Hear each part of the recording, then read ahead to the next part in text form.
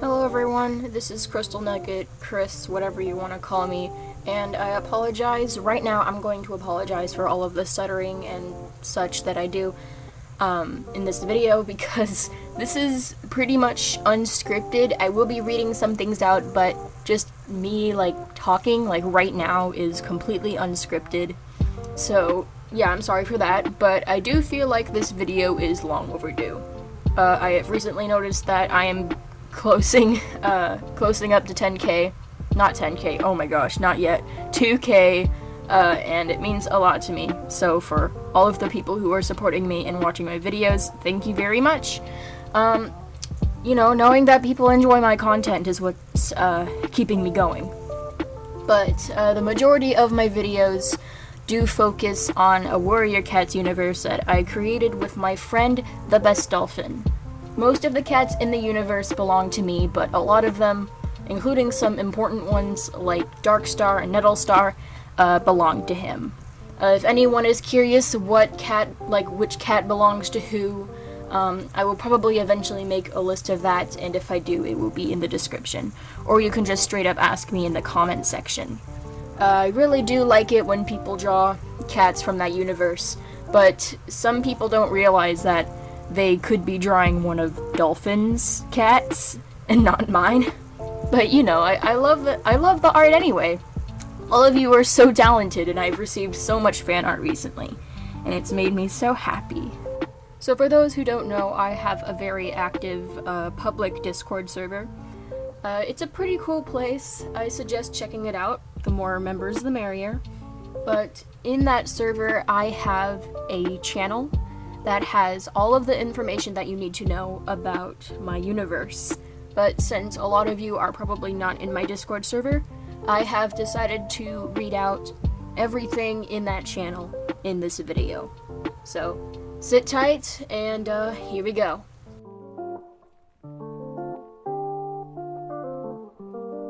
FrostClan is well known for their swimming abilities and their good defense in combat. Strongest during the leaf fall. The most common looks for FrostClan cats are autumn-colored pelts, like orange and brown. But no matter what color pelt a cat has, it doesn't truly matter. They're also the closest to the dividing rivers, a bunch of rivers that connect all 4 clan territories together, so they're naturally the best at hunting fish. FrostClan is well known for their good looks and flowers in their fur.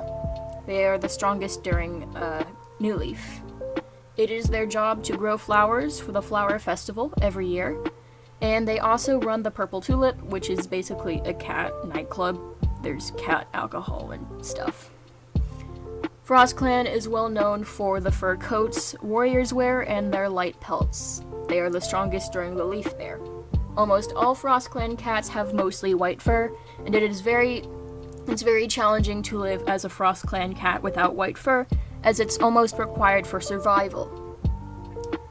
And finally, MossClan is well known for the hot springs in their camp and their ability to climb trees. They are the strongest during Greenleaf. MossClan is probably the most average of the clans, but they have the biggest herb variety. Medicine cats from the other 3 clans often visit MossClan camp for herbs. The medicine cat of MossClan is usually the leader of the medicine cats and the most skilled. FrostClan and MossClan were made by me, while FrostClan and FrostClan were made by the Best Dolphin. FrostClan cats are not required to wear flowers, as it is just a popular fashion choice, so there are some FrostClan cats who don't wear flowers, but most do. Also, FrostClan's leaders are required to wear a lei around their necks at all times. As for FrostClan cats, their warriors make coats out of the first prey that they catch as warriors, whether it be made of fur or feathers or scales. Coats come in all different colors and sizes and material. There are also some cats who have completely optional accessories that are not required at all, such as the feathers on the back of Brownhawk's head, or Briarfish's little pine cone and leaf setup, or the necklace that Hollygaze got from her mate. These are just completely optional things and are not required at all. Also, during their respective seasons, cats do become more reproductive and they have kids a lot more often. FrostClan cats are most likely to have kits during New Leaf, MossClan during Greenleaf, FrostClan during Leaf Fall, and FrostClan during Leaf Bare. These are just known as the seasons.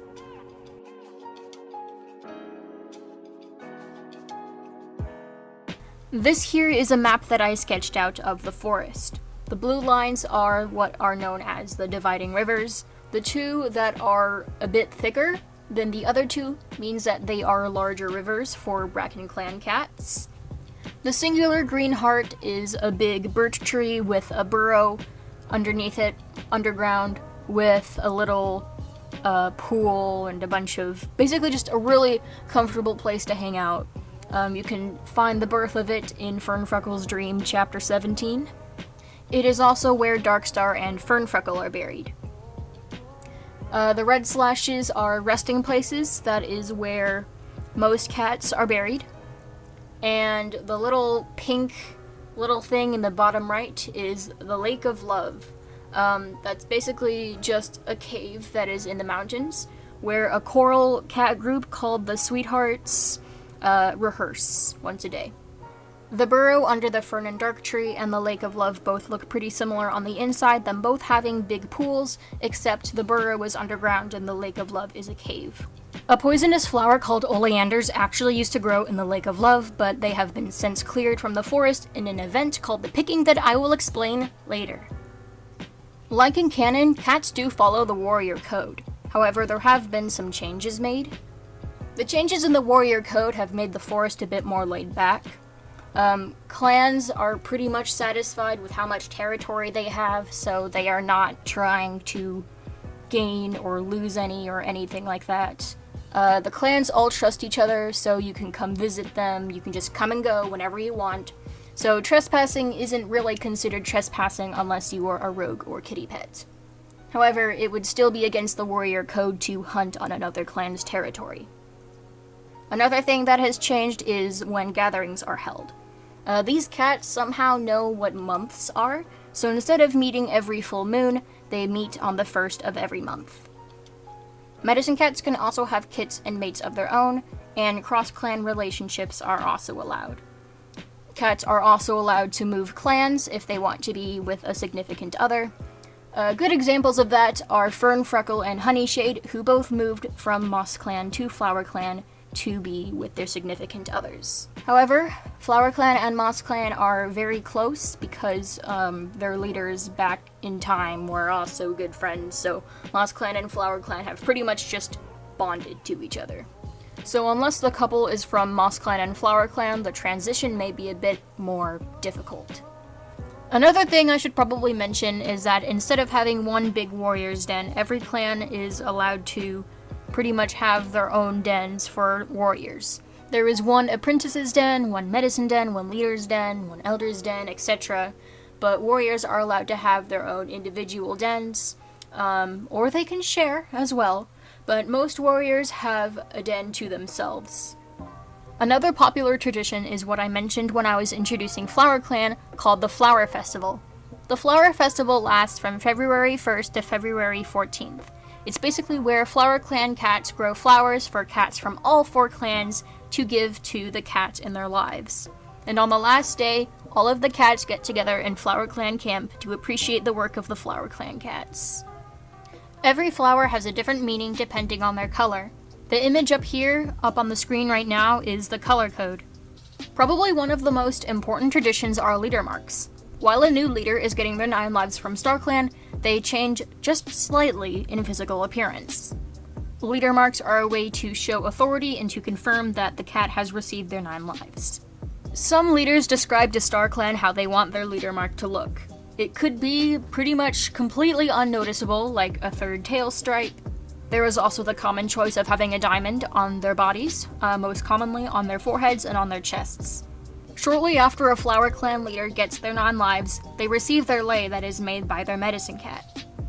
Another important tradition is called the takeover ceremony. A takeover ceremony happens when the old medicine cat of a clan either retires or dies, and their apprentice ends up taking their place. Or there are 2 medicine cats and the original one passes away, or retires, or something like that.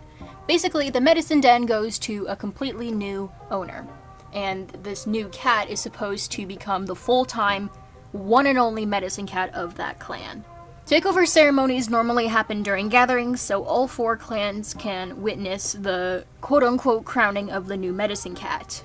The leader will be given 2 rocks, one very sharp and pointy one, and one flat one. The leader's job is to cut open a pad of the paw of a medicine cat and let their blood drip down onto the rock. The reason this is done is because this is a way of bonding their medicine cat to their clan, and the scar will also be a memory of the ceremony. Along with it also literally being proof of the takeover. And then they say the words that are up on the screen right now. And then everyone parties. I probably should have said this while I was talking about the Flower Festival, so I'm sorry about that. But on January 1st, during the gathering, the cats host what is called a pretty much New Year's talent show. And that is basically when a bunch of cats from every clan can perform, sing, dance. This used to happen during every gathering, but due to an accident that I will address later, it has been limited to only once every 12 moons. Aging for them also works quite differently. Basically, a moon is equivalent to 1 year as them. So basically, a 6-moon-old cat would be equivalent to a 6-year-old human child. A cat is considered sexually mature at age 13, however, a cat is not officially declared an adult until 16. A cat becomes a senior warrior automatically at 50 moons, and at 60 moons they are given the option to retire as an elder.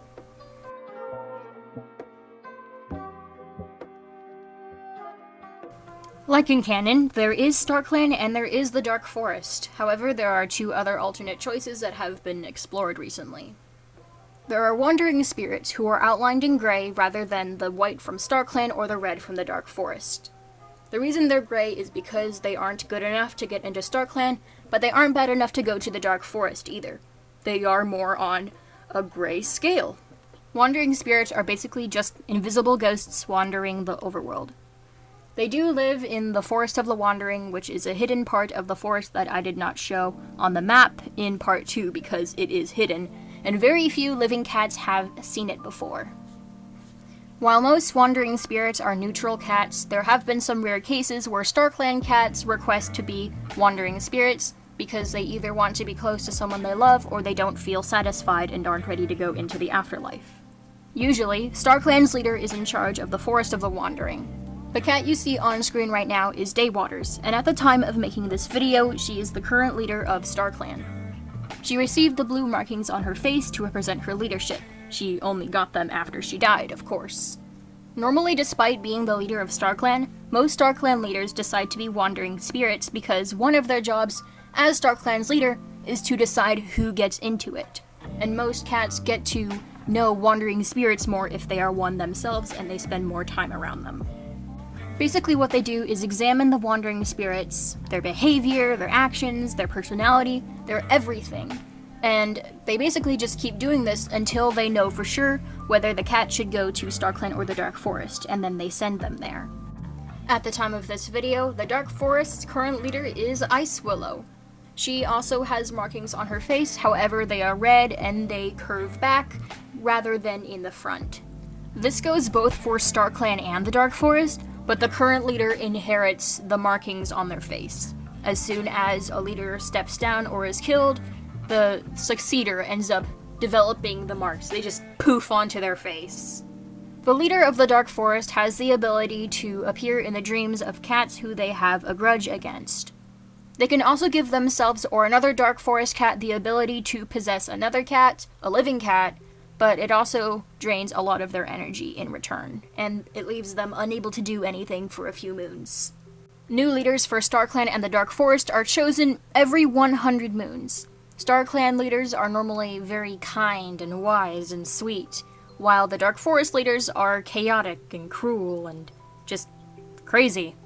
The catch is, these 2 leaders must die on the same day, hours within each other, just as long as it's on the same day. If you are chosen to be StarClan's next leader, all you gotta do is just show up in the afterlife, and then the former leader will happily hand over their leadership position to you. However, for the Dark Forest chosen cat, they must battle and kill the previous leader. If they win, they take their place. But if the old leader wins, You fade into nothingness, and this same leader leads for another 100 moons.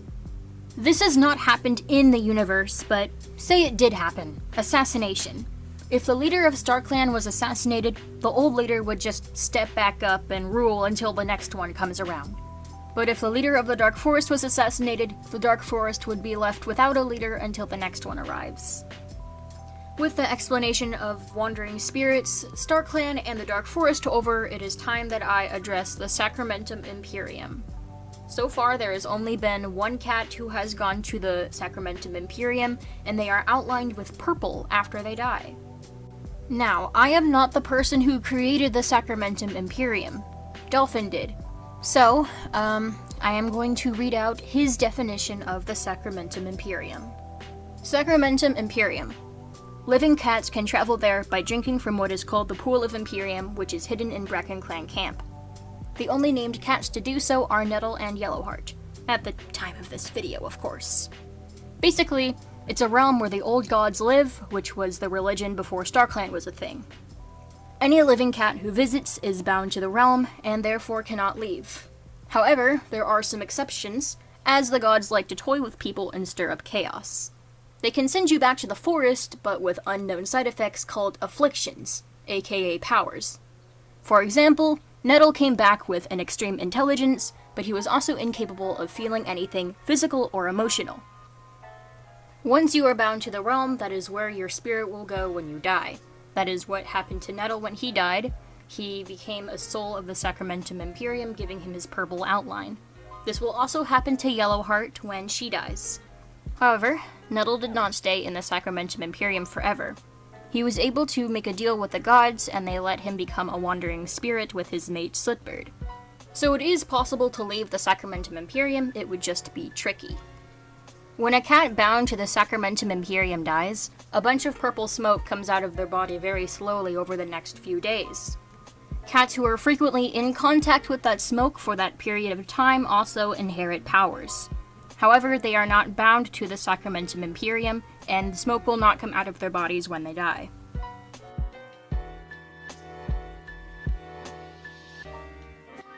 This universe is a roleplay that Dolphin and I do at least once a week. We started it back in late February to early March of 2020, so at the time of this video, this universe has been a thing for almost a year. We basically have arcs, where there are different problems in each arc and stuff. He has control of odd number arcs, while I have control of even number arcs. I have a mini-series of videos explaining these arcs in a dumb meme kind of format, so I will link that down in the description below. But that is the stuff we have actually acted out. There are some things that I have created before the start of Return of the Rogues. Return of the Rogues is our first arc. A good example of that is a big portion of Ferntruckle's dream, which happened before the attack of Rogue Clan. The events that I am going to talk about, we did not actually go through in the roleplay because it happened a long time ago. We've only really enacted this in flashbacks, so we have not actually done this in the current time of the roleplay, if that makes sense. The first major event was in April 2010. As I mentioned earlier, cats used to have talent shows during gatherings. There was this one cat named Jagged Coat, who I will bring up later, who knew how to perform with fire. However, some kits learned how to make that fire, and they burnt a kit, Nettle Kit. And since that accident, everyone decided, okay, let's just stop the talent shows to avoid any accidents. And the Sweethearts were the only ones who could perform from that day on. The second important event was called the Wipeout. It happened on July 1st, 2010, right after the gathering, where about half the forest, maybe a little less, were all found mysteriously killed. All 4 clan leaders were found with their insides pretty much all over the ground, and 3 out of the 4 deputies were killed as well. The last remaining deputy, Dark Watcher of Flower Clan, had to choose the 3 next deputies to become leaders with him. He ended up choosing Quailwing, Rain Ripple, and Bat Flurry. The 4 of them all went to the Moonstone together to meet the medicine cats who were already there for safety purposes. The journey brought the 4 a lot closer, and the clans were in peace for a very long time. This is also how the bond between FrostClan and MossClan was created, through their leaders. 11 moons after the wipeout occurred came the picking. A MossClan Tom named Jagged Coat ended up going insane after eating a bunch of oleanders, which used to grow in both the Lake of Love and in MossClan camp. When Acorn Branch, MossClan's medicine cat at the time, realized how dangerous the oleanders were, Batstar had all of the other 3 clans help pick all of the flowers out of MossClan camp as quickly as possible. Everyone thought the oleanders were out of the forest for good, until a few moons later when one of the members of the Sweethearts, Curlspark, passed away. And then everyone found out that the Sweethearts were growing oleanders in the Lake of Love because the non-poisonous parts of the flowers helped their voices. However, nobody wanted the oleanders in the forest, so they disposed of them and the Sweethearts disbanded. There is also the huge mess of August 2013, however I am not going to go into detail about that in this video, because it would be considered very heavy spoilers as it has not been addressed in the universe yet, and Dolphin himself does not know about it, so this would be like huge spoilers, so sorry, I'm gonna have to skip August 2013. After it happens, I will try my best to make a different video explaining it and I'll link it down below. Anyways, I believe that wraps everything up. If you have any questions, don't be afraid to ask them down below, as I love answering your questions. Thank you very much for making it this far, and just thank you for the support. I will probably make part 2, but only when there is enough information. This is all of the information I have for you right now. If you want to learn more about characters, I do have a DeviantArt account where all of the reference sheets are, both mine and Dolphin's. They have bios that you can read. There are spoilers in the bios for stuff, but everything is currently up to date. And if you want to keep up with my universe as things happen, I highly suggest joining my Discord server as I update the people in there of what is currently happening in the world. I also have a timeline in a Google Doc, and I will also link that down below.